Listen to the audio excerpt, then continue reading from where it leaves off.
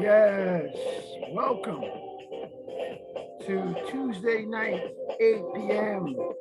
BFDK Podcast. Hi, I'm Johnny Griggs. We are starting this right now. I'm about to go Facebook Live for those who are not zooming in and tuning in tonight on Zoom. Facebook Live starting right now.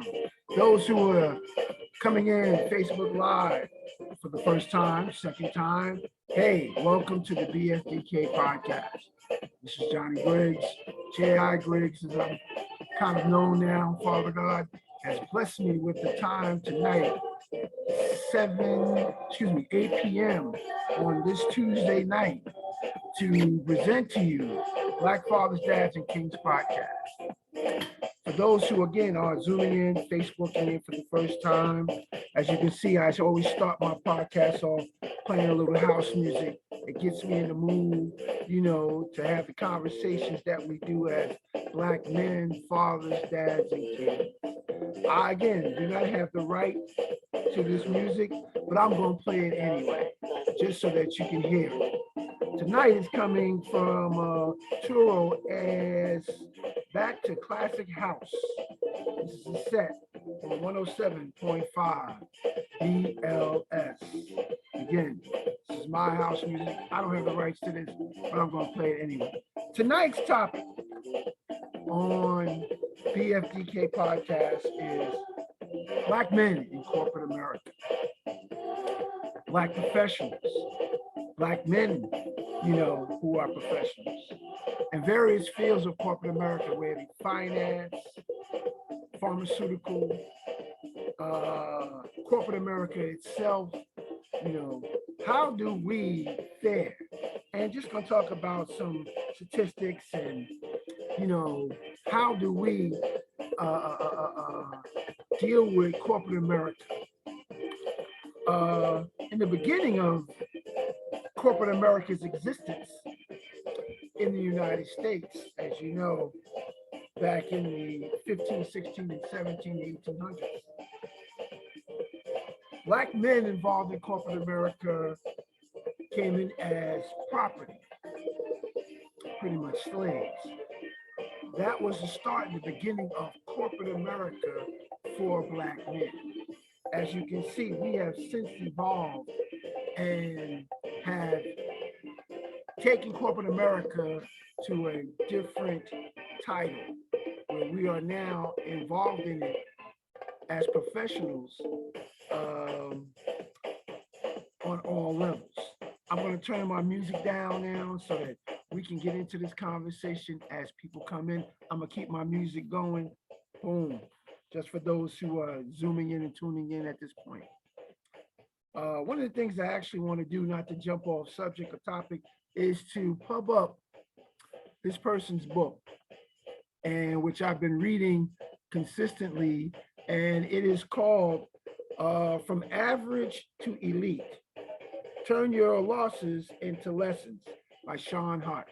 Okay, hopefully he'll zoom in and tune in tonight. I sent out information to him, and he can give us kind of like a breakdown of what this book is about. On the back, it says, don't be average, be elite. Living your best life begins now. Don't wait for another moment to begin your transition from average to elite. And again, just pumping up his book for those who can see this. It is From Average to Elite. Turn your losses into lessons by Sean Hart. His name is spelled Shon Hart. His middle initials is Y. Get this book if you can. It's an eye opener, good read on that. Again, we're back with this topic: Black men in corporate America. Folks shall be zooming in and tuning in soon, but I'm just going to go ahead and start this. Okay. This is kind of like a diverse view, some information and some stats that I kind of like read on this topic. more than 2/3 of Black HR professionals in the United States believe that their organizations aren't providing enough opportunities for Black employees, but their white colleagues aren't convinced. Again, let me read that to you. This is kind of like a diverse view.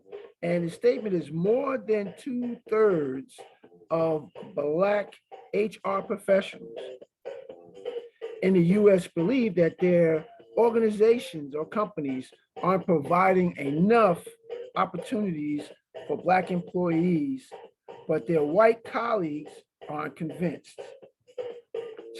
Percentages are 68% Black HR professionals believe this, where 35% of white HR professionals believe this, and total of 41% of all HR professionals believe this. I see now that my brother Monroe Allen is tuning in. Thank you for coming in tonight as one of those Black professionals. He can give us some insight on this particular topic. Thank you for zooming in, Monroe. Greatly appreciated on tonight's BFDK podcast.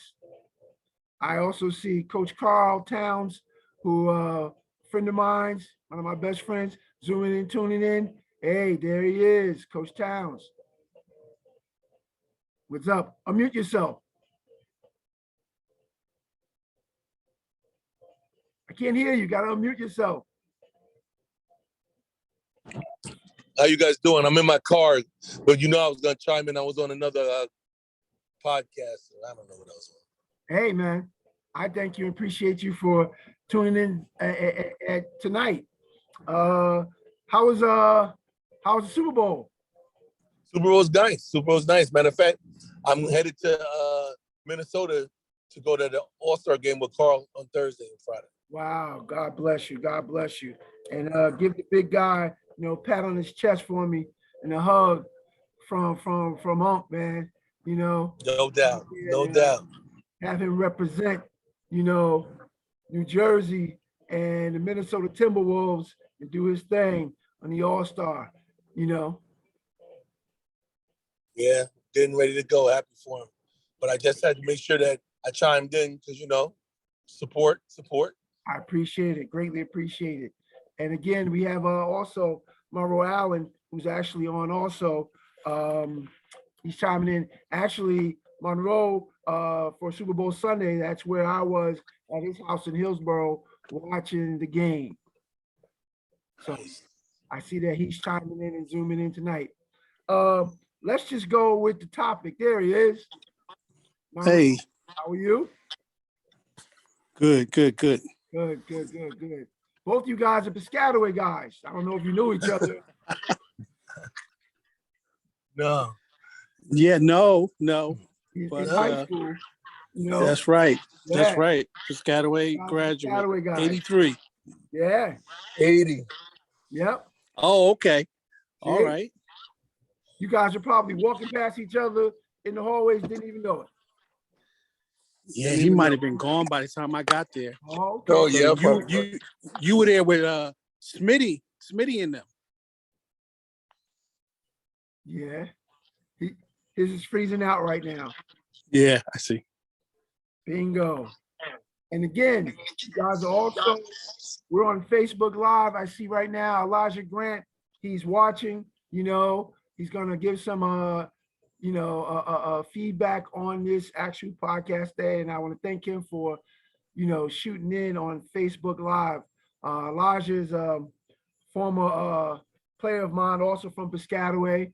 We called him Big Baby because of his size as an offensive, tackle, Temple University grad and Wagner College or Wagner University post grad. So yeah, I appreciate Elijah for tuning in on Facebook Live. Tonight, Monroe and Carl and Elijah, what we're talking about and what the topic is, and I'm glad you tuned in, Monroe, because this kind of like fits where you are. It's Black men in corporate America. And I had started this out by talking about 400 years ago, what we were. I see my brother Brad is tuning in and zooming in tonight. What we were. How you doing, Brad? Thank you for zooming in tonight. Can you hear me, Brad? Unmute yourself. What's up, brother Griggs? There you go. Glad to see you. I have right now Monroe Allen who's on and Carl Towns who's on. I think he went out, but he's coming back. And tonight's topic on, the BFDK podcast is Black men in corporate America. I had started to zoom out the podcast out. We're talking about our original induction as Black men in corporate America actually happened about 500 years ago. During slavery, when we came here, 1600s, we were corporate America. Yeah. We were the ones who went out, did the slave trade and farmed the lands and built America's foundation into what it is now known as corporate America. When it came to the banks and those banks that now exist down on Wall Street, That's right. our commodity, their commodity was slaves. Slavery. That's right. That's right. And so from a corporate America standpoint then to where we are now, and as Black quote unquote professionals, which we are now have the title of being actually human beings as Black professionals versus being property, a part of their corporate America. Where do you guys feel right now we are when it comes to where we stand in corporate America as Black professionals? Because you both are, Monroe in your field, and I know that my brother Brad in his field in education, you're Black professionals. Just to ask you, Monroe, where do you feel and see we are right now?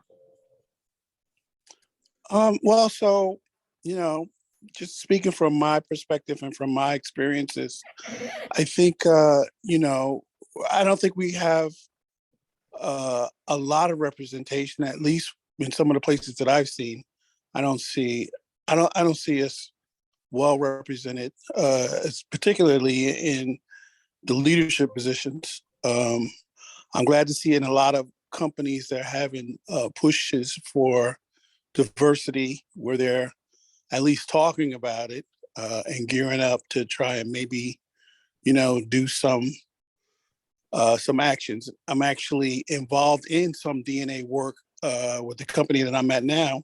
And so I'm happy to see that at least, there's some discussion, but I feel like we're underrepresented. I mean, so the same opportunities haven't existed for us in corporate America. And there's a lot of, I want to say, things for us to deal with to get in the position to be able to be even considered in corporate America. It's a struggle. It's a struggle. Right. Yeah, it's a struggle. It's a struggle. There's lots of things just aren't geared for us, right? And so we've got to have a certain mindset, a certain toughness, and be willing, I think, also to reach out to others who may have been there, to run stuff off of them and get some ideas about, what we're dealing with and how they dealt with it. And so, and which is something that we don't typically like to do either. Right. But I think that, we have persevered so much that there's still hope that, more of us can get an opportunity, more of us can be involved. We've dealt and conquered so much that I'm optimistic that, we still can bring those numbers up. Right. Yeah. Got you. Appreciate that. So Brad, just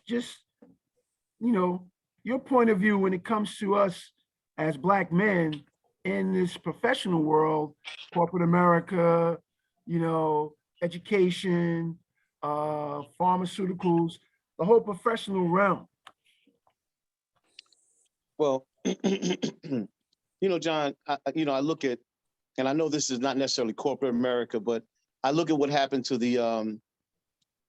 was it Flores, the guy who was trying to get the head job as a football coach. Yes, former coach of Miami. Miami Dolphins. Miami, right. And it Yeah. was already decided that they were going another direction, but they shot him some text message or a message, to like encourage him. But somebody, he found out that it was already done, Right. a done deal, which was against an agreement.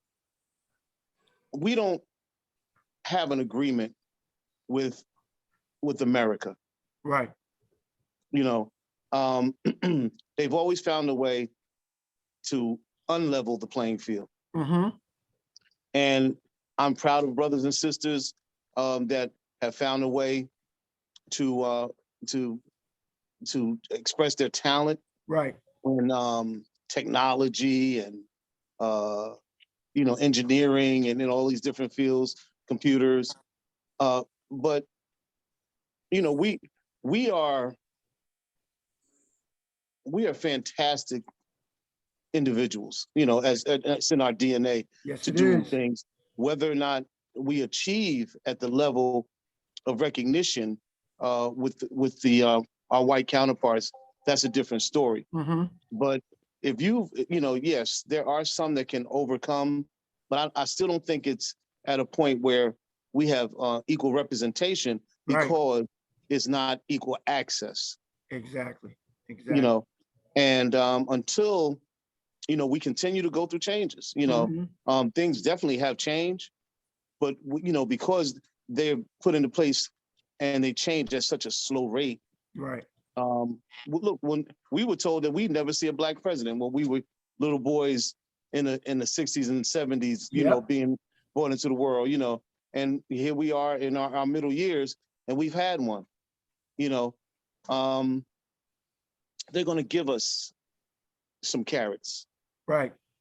So would you say, not to cut you off, would you say that there has been progress at a very, very, very slow pace?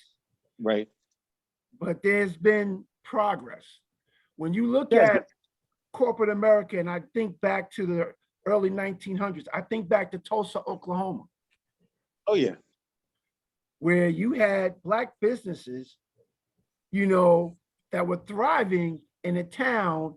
And like you said, the white counterparts actually saw that these businesses, that for the first time, people of color were not spending their money at these white corporate or white businesses. They were spending their money, on their own. And corporate America in Tulsa, professionals in Tulsa kind of said, hey, they took notice to that and said, nah, let's just burn the whole thing down. Right. And so where we are now, hundreds of years later, to where we now can walk up into these corporate buildings and headquarters, and the ceiling that they talk about, the glass ceiling, has now, I think, a crack in it. It's a hole in it, and it's sports, which is a corporation, professional sports. The film and entertainment industry is professional, although we may not see it that way on this end, but you now have CEOs and CFOs who run major corporations, media and television, and like you said, technology. The ceiling has cracked. Will in our lifetime we break through and really starting to own a lot of these, corporations and businesses and pharmaceuticals, instead of saying, okay, he's the CEO of Merck, or he's the CEO of Pfizer, or like, Monroe, your wife is at Johnson & Johnson. Will there ever be a black man who is the face of Johnson & Johnson? or some of these corporations that exist. Or you look at some of these financial institutions, you know, I know you will never see a man who is the face of JP Morgan Chase. You will never see a black man who's the head CEO of that company. You will never see, to me, a black man who's the head of Morgan Stanley. Because Well, I think you're saying that that's old money right there. right, They're because not gonna let that happen. we have to understand these companies were around 400 years ago when we were corporate America from the ground level. And so to think that their generational wealth and their generational ownership of these companies for 400 or 500 years are going to allow someone of color, a male, to rise to CEO. We may get in divisions, president's jobs or VPs or, you know, head of a division or something like that. But to say he or that person, Monroe Allen is the CEO of Morgan Stanley, okay? I would drop to my knees if I saw that. Like, God, really? That to me is progress. You know. Well, so I think, you know, one of the things that you said earlier, I can't believe if it was you or if it was my brother that's on with us that mentioned that we thought we'd never see a black president. And then we did. So, right. You know, I'm not so convinced that we might not see a CEO in one of those positions. And I mean, because, you know, even that position is a paid for performance, right? Meaning that if you got somebody that has the talent that can perform, that, you know, there may be an opportunity, right? That's a high performing role. But I hear what you're saying. Chances are highly unlikely right now. But however, we again, if you look at sports as corporate America, I mean, we kind of got one in basketball. Jordan came in and you know, took a franchise and put his own money in there and owned the franchise. He's more than 51% owner of the Charlotte Hornets, which in itself is a corporation. You know, so from that standpoint, it happened. You know, he came in and Jay-Z was part owner of the Nets as well. Yes, but when you look at, say, a corporation like the NFL, and it's 32 owners, which none of them are African American, males or females. But you think about the money that the NFL has spent on its players, its GMs, its stadiums, and things of that nature, that all this money that is spent on African American players, GMs, people who are involved in those offices, that collectively they would all get together and say, we are going to buy a franchise. Or like the new franchises that have come along in the past 15, 20 years, let's create a new NFL franchise. Black owned. Okay. Not saying that it has to be, all the decision making has to be based on African American men, women, but it's Black owned. I feel that in that genre of corporate America, of professionalism, or whatever we want to call it, that may happen sooner than someone, like I said, being the CEO of one of these existing companies. I would love to see, especially down there on Wall Street, some of these Black-owned banks come to Wall Street. There are Black-owned banks out there, but none of them sit down there, downtown Manhattan on Wall Street. They're not on the market. They're not, you know, there's no, the black dollar is not being filtered into these banks to be filtered in places like Wall Street, where that can go out at first, where we as professionals can invest in them to grow these investments in these banks stronger. I would love to be able to see that. To see a black bank ring that bell, ding, ding, ding, ding, ding. Hey, here we are. Once that happens, I think corporate America's face and professional face will change. I think the mentality. And I think that corporate America, the banks, things like that, they will then start to appreciate the black dollar, and thus start appreciating the black professionals. I see my brother Sherman is turned in. How you doing, my brother?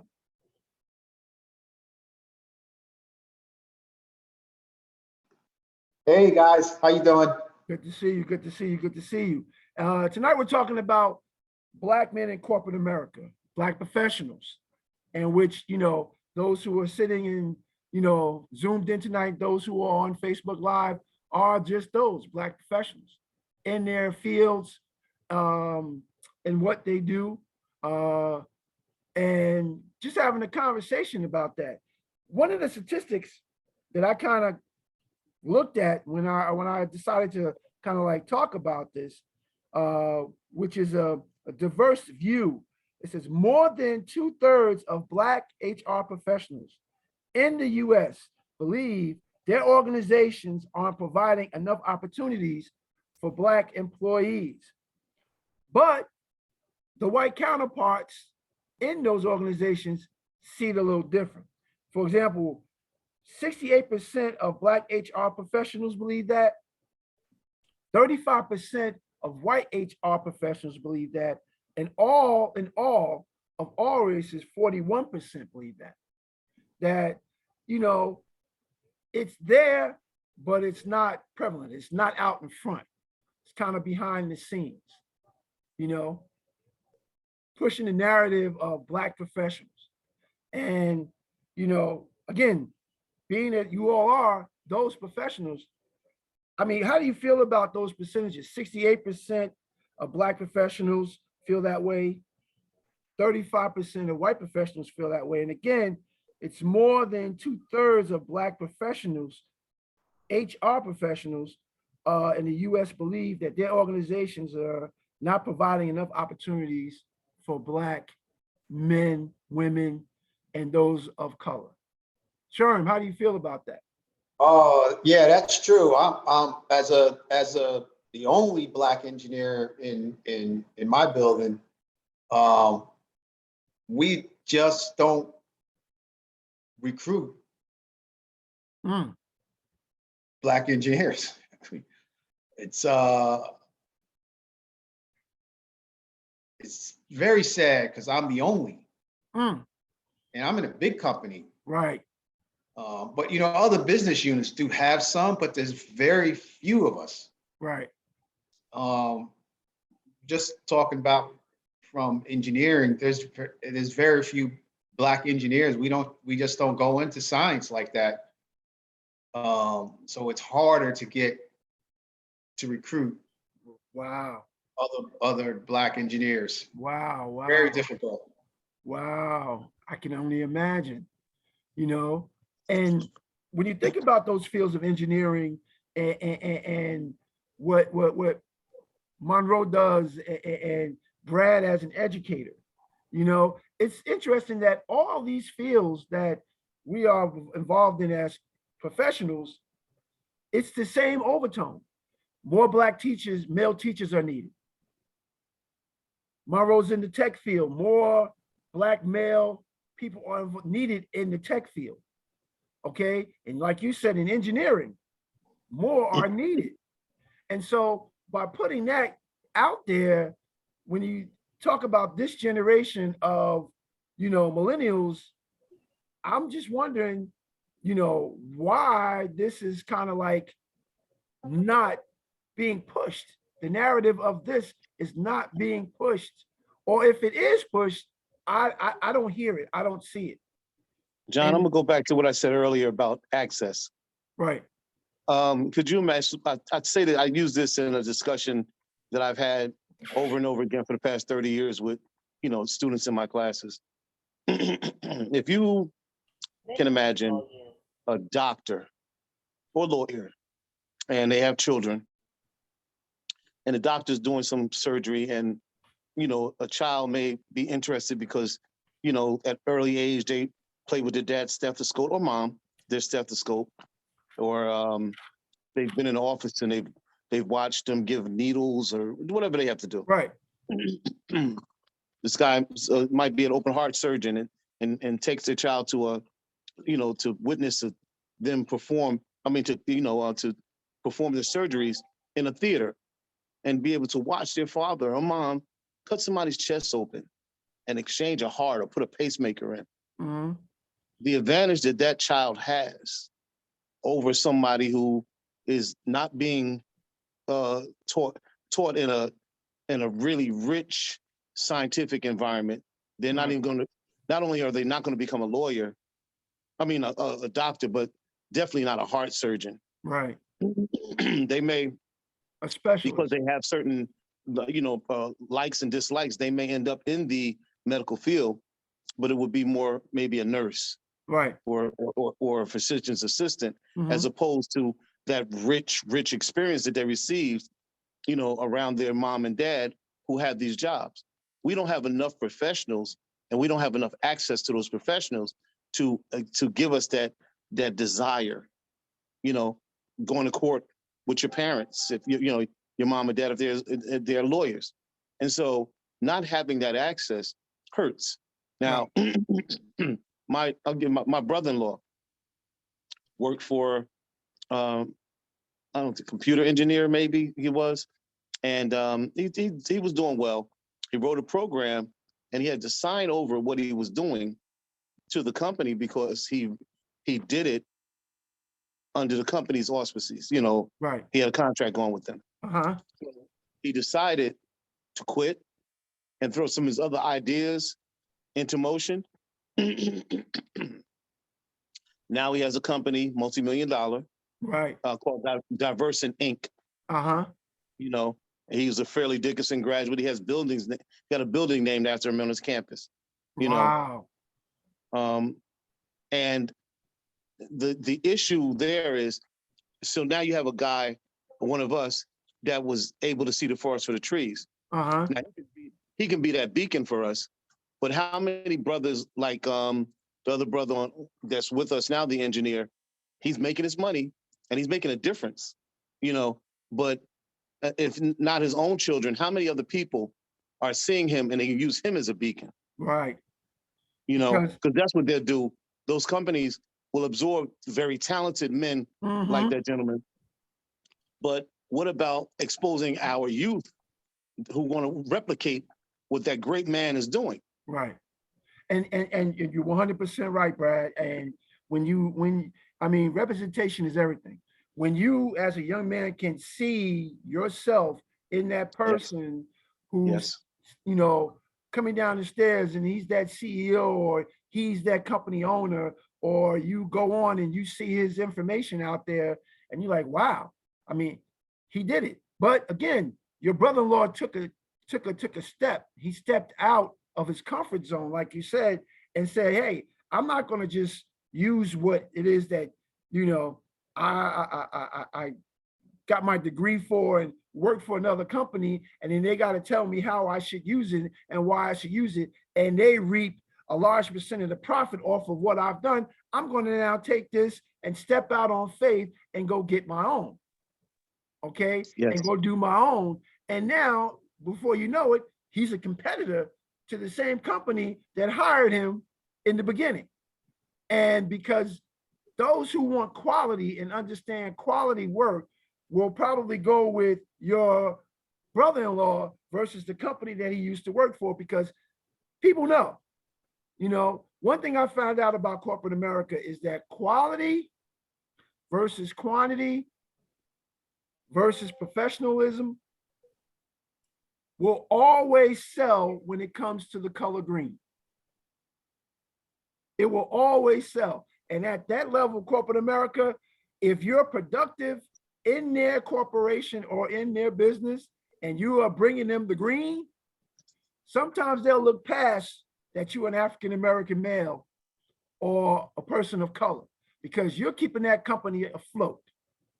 You're doing those things, Sherman, that maybe the other engineers, regardless of what they are, aren't doing. So they're going to always say, hey, Sherman's on point with what he does. Okay. And somewhere along the line, Sherman's going to click in whoever owns your company that we need more Shermans here, you know, that look like him, that work like him, that have the work ethic he has. We need more of them. Same thing with you, Monroe. They trust me, they're starting to look. They're starting to say, okay, we know Monroe's doing this. We know Monroe's doing that, you know. So how many more Monroes are out there like that? There's no one like you, but we know that there are those who can come in with the same work ethic that you present for your company. Same thing with you, Brad. You know, as teachers, you know, it is hard to go out and recruit Black male teachers to come in to some of the schools to really come in and be effective in certain fields that they, you know, come in with their degrees in or certified to do, you know. And the thing is like my former high school coach, who was the superintendent of schools in Jersey City, he's about to retire, you know, and he started out as a phys ed teacher and high school football coach. Wind up becoming Dr. Franklin Walker, superintendent of schools in Jersey City, second largest district in the state. So I saw that as an example of this is how we need to do. This is what I need to do to work that chain and to get into there and put my stamp on things, you know? So it was a great, you know, experience just seeing him as my mentor do this, you know? And I want to thank you guys for tuning in and zooming in tonight to this, and those who are on Facebook Live, because I think that this is a very potent conversation, and all of you had great points of view on this particular topic, you know, and where we are when it comes to Black professionals, us in corporate America, you know, because I think that all three of you and those who are on Facebook Live are doing what you need to do, you know, in your particular fields to, you know, bring this about just by the sitting down and talking to those who are coming behind you. So again, I want to thank you guys for zooming in tonight on this topic. And again, we do this every Tuesday, 8 p.m. And again, I want to present to you guys, if you're going to zoom in, feed me topics. I want to hear from you guys. I want to hear, come on Tuesday and be like, hey, John, this is what we're going to talk about tonight. Boom, let's ask this question. Okay? All right? Again, You got it, Brother Griggs. to your discretion on what you want. I'm going to ask all of you that this actual, you know, podcast episode will be placed on, you know, YouTube for future episodes. If you guys want to go back and watch it, is under the Black Fathers, Dads, and Kings podcast. But I ask you guys, okay, with what we talked about tonight, is it okay if I share this and put this on the YouTube channel for Black Fathers, Dads, and Kings? If so, just give me a thumbs up. If you say no, thumbs down, stays here. I greatly appreciate it. This will go on again. You'll be able to see other podcasts that we've done that's out there on YouTube. And again, it's on Facebook Live. So on my Facebook page, and you know, you guys get a chance to see this from a Facebook Live page with Elijah Grant and Anthony Chandler, who actually zoomed in, or excuse me, Facebook Live in on this. I'm just going to say our time is up. We are at 8:36. Again, next Tuesday, I need you guys to feed me. I want to sit back and hear from you guys. I want to hear you guys talk about whatever it is, whatever went on the past 7 days. Let's have that conversation, you know? And again, this is the Black Fathers, Dads, and Kings. We're going to have this conversation. We're going to get a little bit more in depth on our topics. June is just coming in right now. And June, we're about to go out. It is now 8:37. We got about 1 minute left. I just want to say thank you for tuning and zooming in. This will be on, again, YouTube. I checked with those who have zoomed in that we can put this out there. Tonight's topic, June, give you something to think about. Black men as professionals, black men in corporate America. Okay? Is that Edgar Milton Jr.? Yes, it is. Unmute yourself for the next minute.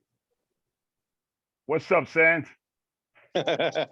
What's up, Sans? All right. Go. Hey, sorry I'm late, brothers. I was on another call, man. Network of Christian Men. We normally meet on Mondays, but due to Valentine's Day, we met tonight. Went a little bit longer. Hey, you're a I busy know y'all had man, a my good brother. time, man. I know y'all had a good time, though. You are a busy man. Again, we talked about black professionals, black All male right. professionals in corporate America. You know, Excellent. and had some great exchange from my brothers who tuned in and zoomed in. Again, we're about to go out because I don't want this to bleep out. Absolutely, absolutely. I'm Did y'all getting share this. any Black History moment? Any Black And- History moment? And listen up, like I told Sherman, Monroe, and Brad, I need to hear from you guys. June, you got to come next Tuesday. It's open topic. Feed, All right, sounds and good. feed the rest of these brothers that's going to zoom in and tune in, and those who are on Facebook Live, sit Yeah. down and think about a topic. Or Excellent. we just want to open up and just have a conversation. Got it. Okay. Let I'm me going share to this sign real off quick, now. John. What was that? Let me share this real quick before we get cut off. We just celebrated Super Bowl on Sunday. What was Right. the first HBCU school to perform at the first Super Bowl? Wow. Anybody know that? Wow. First HBC school to perform at the first Super Bowl. Well, you know why that is, right? Grambling State University. You know why that is, right? Oh, yes, sir. You know why Sir, that they is, had a right? choice. Roger Goodell is like, we got to give 70% of our players and coaches their props. Absolutely. We got to kind of like recognize this now. Enough's enough. Yeah. You Yeah. know, enough is enough. We got to recognize the impact of hip hop, the impact of that genre of music to the NFL. Okay, because 70% of your players are of, African American descent, and they listen to this. You go in any locker in the 32 teams, Dr. Dre is pumping, Snoop is pumping, whoever, Jay-Z is pumping in there. And Jay-Z also being a part of the Super Bowl committee put this together. Yeah, he did a great job. It's Great amazing job. how we have to force ourselves through the door. We used to knock on it. We used to just stand there. Now we kind of force the door open. Yeah, now we kicking it in. We kicking it Yes, in. sir. And they have no choice but to accept us. That's right. They have no choice, And from a historically Black college standpoint, from those who play at those D1 schools in which they draft us from, they have no choice now. Absolutely. They have Absolutely. no choice, So Absolutely.